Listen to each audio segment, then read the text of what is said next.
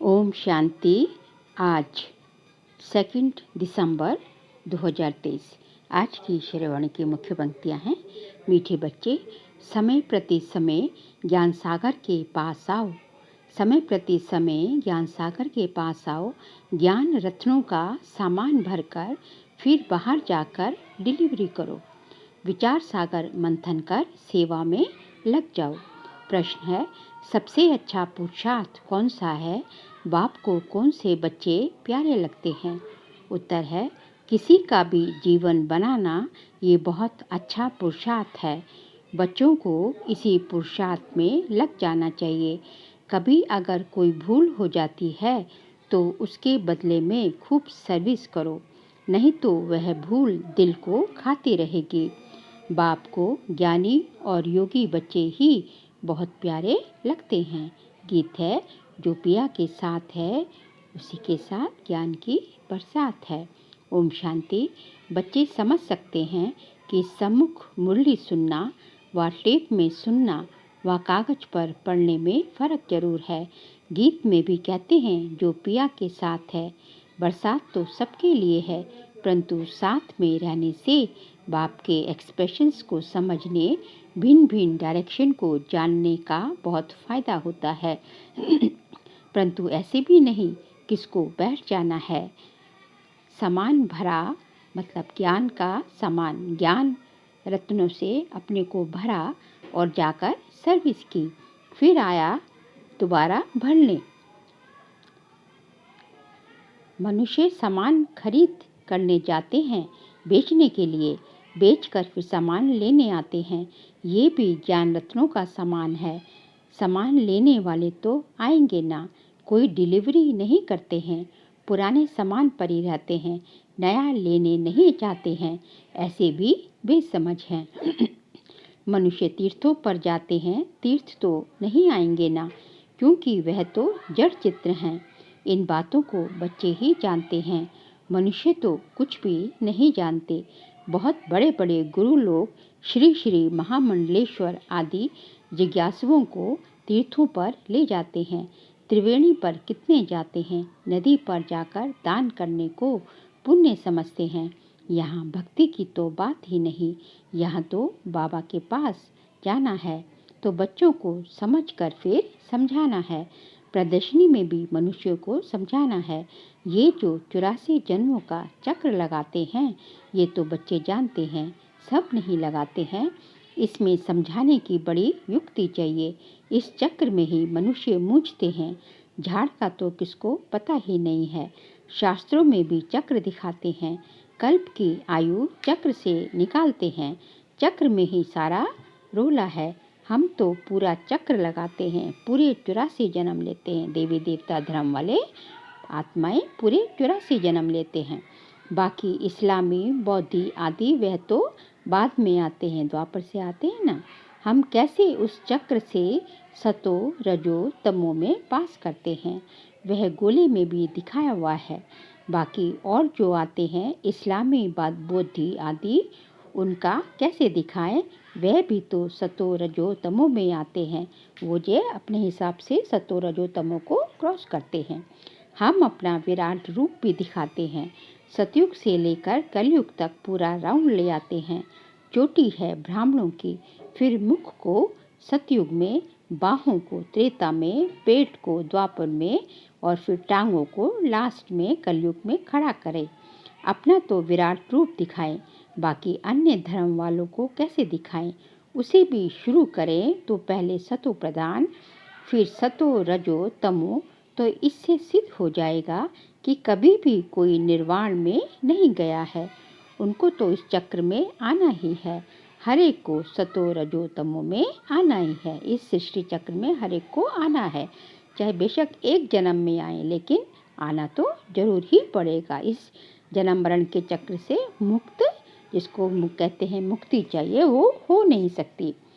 Ibrahim, बौद्धि, Christ आदि भी तो मनुष्य थे।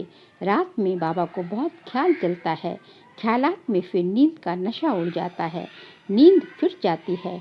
समझाने की बड़ी अच्छी युक्ति चाहिए। उनका भी विराट रूप बनाना पड़े, उनका भी पैर पिछाड़ी में ले जाएं, फिर लिखत में समझाएं। बच्चों को समझाना है क्राइस्ट जब आते हैं उनको भी सतो रजो तमो से पास करना पड़ता है। सतयुग में तो वह आते नहीं, आना तो बाद में है। कहेंगे क्राइस्ट हेवन में नहीं आएगा, ये तो बना बनाया खेल है। तुम जानते हो क्राइस्ट के आगे भी धर्म थे, फिर वो ही रिपीट करना है। ड्रामा का राज समझाना होता है। पहले पहले तो बाप का भगवान का परिचय देना है। बाबा से कैसे सेकंड में वर्षा मिलता है, गाया भी हुआ है सेकंड में जीवन मुक्ति। देखो बाबा के कितने ख्यालात चलते हैं। बाबा का पाठ है विचार सागर मंथन का, God fatherly birth right, now और नेवर, अभी नहीं तो कभी नहीं। अक्षर लिखा हुआ है, जीवन मुक्ति अक्षर लिखना है। लिखत क्लियर होगी तो समझाने में सहज होगा। जीवन मुक्ति का वर्षा मिलेगा। जीवन मुक्ति मतलब सतयुग का वर्षा, स्वर्ग का वर्षा। जीवन मुक्ति में राजा रानी प्रजा सब हैं, तो लिखत को भी ठीक करना पड़े। बिगड़ चित्र भी समझाया जा सकता है, सिर्फ इशारे पर भी समझाया जा सकता है। ये बाबा है, ये वर्षा है। जो योग युक्त होंगे वे अच्छी रीति समझ आ सकेंगे। सारा मदार योग पर है। योग से बुद्धि पवित्र होती है, तभी धारणा हो सकती है। इसमें देही अभिमानी अवस्था चाहिए, आत्म अभिमानी अवस्था चाहिए। सब कुछ भूलना पड़े, शरीर को भी भूलना है। बस अब हमको वापस जाना है। ये दुनिया तो खत्म हो जाने वाली है। इस बाबा के लिए तो सहज है, क्योंकि इनका धंधा ही ये है। सारा दिन बुद्धि इसी में लगी हुई। ब्रह्मा बाबा के लिए कहा जा रहा है। अच्छा, जो गृहस्थ व्यवहार में रहते हैं उनको तो कर्म करना है। स्थूल कर्म करने से वह बातें भूल जाती हैं, बाबा की याद भूल जाती है। बाबा खुद अपना अनुभव सुनाते हैं। ब्रह्मा बाबा, बाबा को याद करता हूँ, शिव बाबा को याद करता हूँ, बाबा इस रथ को खिला रहे हैं, फिर भूल जाता हूँ। तो बाबा विचार करते हैं, जबकि मैं भी भूल जाता हूँ, तो इन विचारों को कितनी तकलीफ होती होगी। इस चार्ट को बड़ा कैसे सकते होंगे। प्रवृत्ति मार्ग वालों के लिए मुश्किल है, उन्हों को फिर मेहनत करनी पड़े। बाबा समझाते तो सबको हैं, जो पुरुषार्थ करते होंगे वह रिजल्ट लिख भी सकते हैं। बाबा जानते हैं बरोबर डिफ़िकल्ट है। बाबा कहते हैं रात को मेहनत करो, तुम्हारा थकान उतर जाएगी। अगर तुम योग युक्त हो, विचार सागर मंथन करते रहेंगे तो। बाबा अपना अनुभव बताते हैं, कब और बातों तरफ बुद्धि चली जाती तो माथा गर्म हो जाता है। फिर उन तूफानों से बुद्धि को निकाल इस विचार सागर मंथन में लग जाता हूँ तो माथा हल्का हो जाता है। माया के तूफान तो अनेक प्रकार के आते हैं, इस तरफ बुद्धि लगाने से वह थकावट सारी उतर जाती है, बुद्धि रिफ्रेश हो जाती है। बाबा की सर्विस में लग जाते हैं तो योग और ज्ञान का मक्खन मिल जाता है। ये बाबा अनुभव बता रहे हैं। बाप तो बच्चों को बताएंगे ना, ऐसे ऐसे होगा, माया के विकल्प आएंगे। बुद्धि को फिर उस तरफ लगा देना चाहिए, चित्र उठाकर उसी पर ख्यालात करना चाहिए, तो माया का तूफान उड़ जाए। बाबा जानते हैं कि माया ऐसी है जो याद में रहने नहीं देती। थोड़े हैं जो पूरा याद में रहते हैं, बड़ी बड़ी बातें तो बहुत करते हैं। अगर बाबा की याद में रहे तो बुद्धि क्लियर रहे। याद करने जैसा माखन और कोई है नहीं, परंतु स्थूल बोझ बहुत होने से याद कम हो जाती है।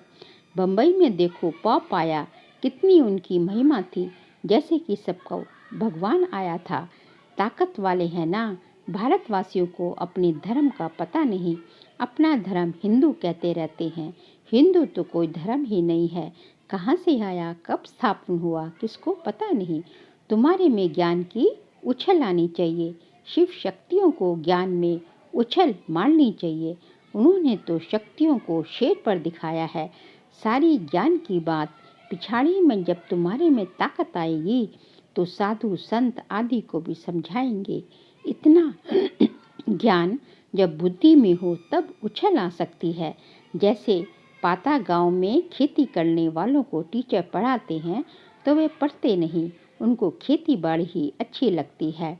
ऐसे आज के मनुष्यों को ये ज्ञान दो तो कहेंगे ये अच्छा नहीं लगता, हमको तो शास्त्र पढ़ने हैं, परंतु भगवान साफ कहते हैं, जप तप दान पुण्य आदि से अथवा शास्त्र पढ़ने से मेरे को किसी ने प्राप्त नहीं किया। ड्रामा को नहीं जानते, वह थोड़े ही समझते हैं। नाटक में एक्टर्स हैं, पाठ बजाने के लिए ये चोला लिया है।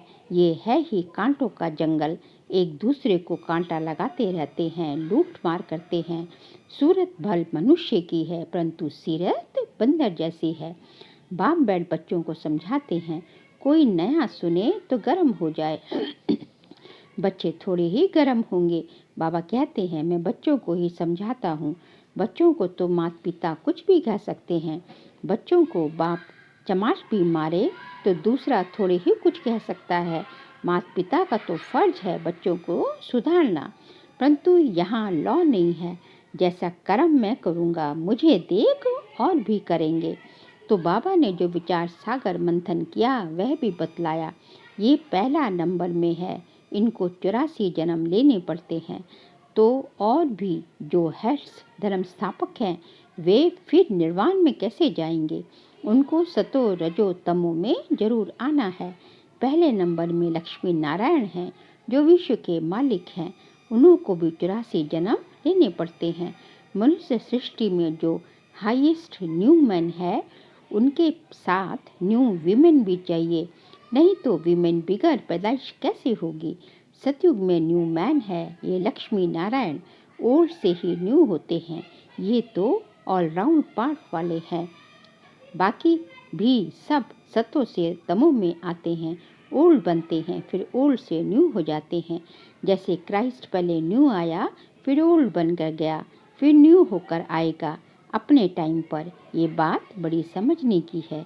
इसमें योग अच्छा चाहिए, पूरा सरेंडर भी चाहिए, तभी वर्षे का हकदार बन सके। सरेंडर होगा तो फिर बाबा डायरेक्शन भी दे सकेंगे कि ऐसे ऐसे करो।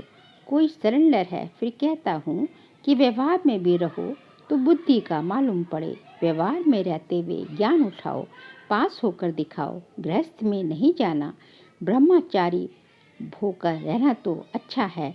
बाबा हर एक का हिसाब भी पूछते हैं।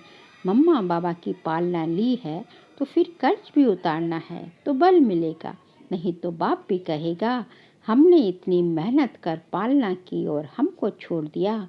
हर एक की रंग देख कर पड़ती है, फिर डायरेक्शन दिए जाते। हर एक की रंग देखनी पड़ती है, फिर डायरेक्शन दिए जाते हैं। समझो इनसे भूल हो जाती है तो बाप उसको अभूल कराए ठीक कर देते हैं। ये भी कदम कदम श्रीमत पर चलते रहते हैं। कब नुकसान हो जाता है तो समझते हैं ड्रामा में था, आगे फिर ऐसी बात होनी नहीं चाहिए।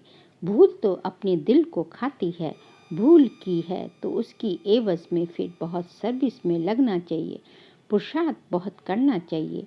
कोई का जीवन बनाना ये है पुरुषार्थ। बाबा कहते हैं, मुझे योगी और ज्ञानी सबसे प्यारा है। योग में रहकर भोजन बनाएं, खिलाएं तो बहुत उन्नति हो सकती है। ये शिव बाबा का भंडारा है, तो शिव बाबा के बच्चे जरूर ऐसे योग युक्त होंगे। धीरे धीरे अवस्था ऊंच होती है, टाइम जरूर लगता है। हर एक का कर्म बंधन अपना अपना है। कन्याओं पर कोई बोझ नहीं, हाँ बच्चों पर है। बड़े बच्चे हो गए हैं तो माता पिता का बोझ पड़ता है। बाप ने इतना समझाया है, इतना समय पालना की है तो उनकी पालना करनी पड़े। हिसाब चुकतू करना है तो उनकी भी दिल खुश होगी। सपूत बच्चे जो होते हैं तो वे मुसाफरी से लौटने पर सब कुछ भगवान के आगे रखते हैं। कर्जा उतारना है ना, बहुत समझने की बातें हैं। ऊंच पद पाने वाले ही शेर माफिक उछलते रहेंगे। अच्छा, मीठे मीठे सिकलते बच्चों प्रति माता पिता बाप दादा का याद प्यार और गुड मॉर्निंग। रूहानी बाप की रूहानी बच्चों को नमस्ते। हम रूहानी बच्चों की रूहानी बाप दादा को नमस्ते नमस्ते नमस्ते। सार के लिए पॉइंट्स है, योग में रहकर भोजन बनाना है, योग में ही रहकर भोजन खाना और खिलाना है। बाबा ने जो समझाया है उस पर अच्छी रीति विचार सागर मंथन कर योग युक्त हो औरों को भी समझाना है। आज का बाबा का वरदान है, स्व परिवर्तन और विश्व परिवर्तन की जिम्मेवारी के ताजधारी सो विश्व राज्य के ताजधारी भव। स्व परिवर्तन और विश्व परिवर्तन की जिम्मेवारी के ताजधारी सो विश्व राज्य के ताजधारी भव। जैसे बाप के ऊपर प्राप्ति के ऊपर हर एक अपना अधिकार समझते हो, ऐसे स्व परिवर्तन और विश्व परिवर्तन दोनों के जिम्मेवारी के ताजधारी बनो, तब विश्व राज्य के ताज अधिकारी बनेंगे। वर्तमान ही भविष्य का आधार है। चेक करो और नॉलेज के दर्पण में देखो कि ब्राह्मण जीवन में पवित्रता का, पढ़ाई और सेवा का डबल ताज है। यदि यहाँ कोई भी ताज अधूरा है तो वहाँ भी छोटे से ताज के अधिकारी बनेंगे। स्लोगन है, सदा बाप दादा की छत्र छाया के अंदर रहो तो विघ्न विनाशक बन जाएंगे। सदा बाप दादा की छत्र छाया के अंदर रहो तो विघ्न विनाशक बन जाएंगे। बाबा कहते हैं, अपने को हमेशा समझो कि हमारे ऊपर भगवान की छत्र छाया है। भगवान का जो है हमारे ऊपर जो है छत्र है और उस छत्र के अंदर हम बहुत ही सुरक्षित हैं। भगवान की छत्र के नीचे हमें कोई कुछ भी कर नहीं सकता, कोई परेशानी आ नहीं सकती। हम जो है बिल्कुल सेफ हैं। तो जो है हमारे ऊपर कोई विघ्न भी नहीं आ सकते। विघ्नों से बचे रहेंगे और दूसरों के लिए भी विघ्न विनाशक बन जाएंगे। अच्छा, ओम शांति।